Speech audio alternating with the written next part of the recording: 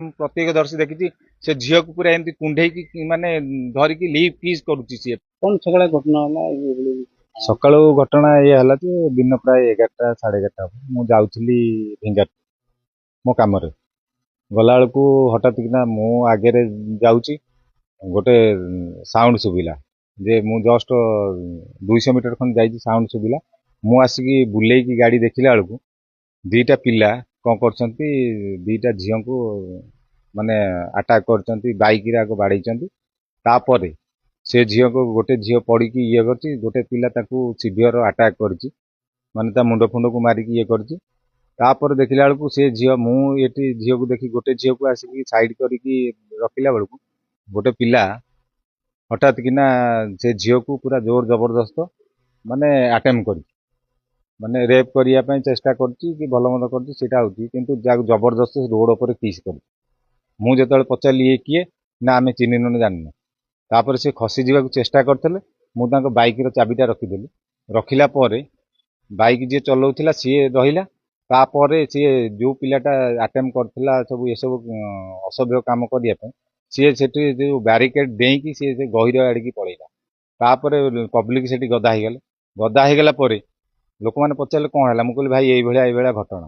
ସେଇଠୁ ତାପରେ ଯାଇକି ତାକୁ ଯୋଉ ଖୋଜାଖୋଜି କରିକି ଇଏ ହେଲା ବେଳକୁ ସେମାନଙ୍କୁ ବି ସେ ପିଲା ନାଲିଆକି ଦେଖେଇଲା, ସବୁ କରିକି ସେ ପିଲା ସେ ପବ୍ଲିକ ଯିଏ ଦେଖିଲେ ଭୁଲ କରିଛି, ତାକୁ ମାଡ଼ ଦେଇଛନ୍ତି କଣ କରୁଛନ୍ତି ସେ ସବୁ ଅଲଗା କଥା।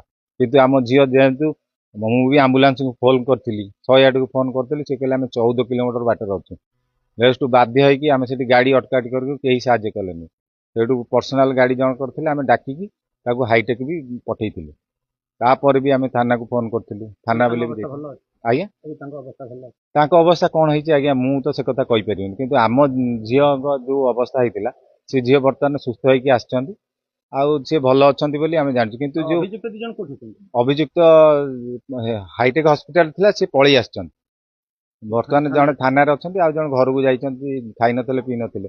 କିନ୍ତୁ ଏଇଭଳି ଯୋଉ ରୋଡ ରାସ୍ତାରେ ଯେମିତି ହଉଛି ଘଟଣା, ଆଉ ଆମେ କଣ କରିବୁ, ପବ୍ଲିକ ତ କିଛି କରିପାରିବୁନୁ ନା। ତେଣୁକରି ଆର କେମିତି ନ୍ୟାୟ ମିଳିବ ସେଇଟା ହଉଛି ଆମର ଦାବି। କାରଣ ମୁଁ ପ୍ରତ୍ୟକ୍ଷଦର୍ଶୀ ହିସାବରେ ଦେଖିଛି, ସେ ସମ୍ପୂର୍ଣ୍ଣ ହଉଛି ସେ ପିଲା ଦିଟା ଯିଏ ଥିଲେ ଗାଡି ନେଇକି ଆସୁଥିଲେ, ଖସି ଯିବାକୁ ଚେଷ୍ଟା କରୁଥିଲେ। ଆଉ ଖସି ଯିବାକୁ ଚେଷ୍ଟା କରୁଥିଲେ, ମୁଁ ଚାବିଟା ରଖିଦେଲି, କାହିଁକି ନା ସିଏ ମୋଠୁ ବଳଶାଳୀ।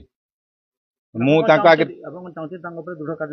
ନିଶ୍ଚୟ ଦୃଢ କାର୍ଯ୍ୟାନୁଷ୍ଠାନ ଦରକାର। ଆଜି ଆମ ପିଲା ଉପରେ ହେଇଛି, କାଲି ଆଉ କାହା ଉପରେ ହବ, ସେଗୁଡା ସବୁ ଦରକାର। ଯେ ଷ୍ଟେପ ସେଇଭଳିଆ ନ ନେଲେ ଆଉ ଏଇଟା ରୋଡରେ ଘାଟରେ ଝିଅ ମାନେ ଚାଲିପାରିବେନି, ଆଉ ଝିଅମାନେ କଲେଜ ଯାଇପାରିବେନି, ସ୍କୁଲ ଯାଇପାରିବେନି।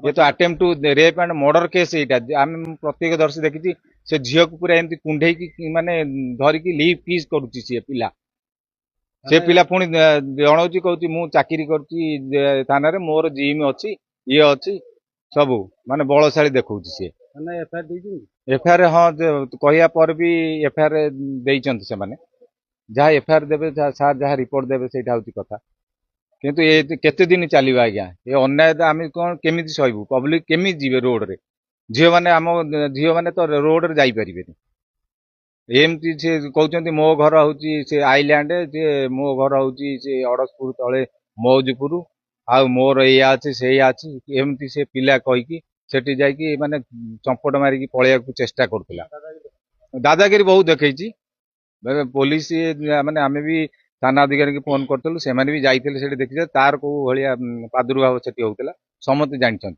तेणुक केमी न्याय मिल केमी रोड घाटे आम झील मैंने सुरक्षित जी से दाबी आज्ञा आउ कि ना।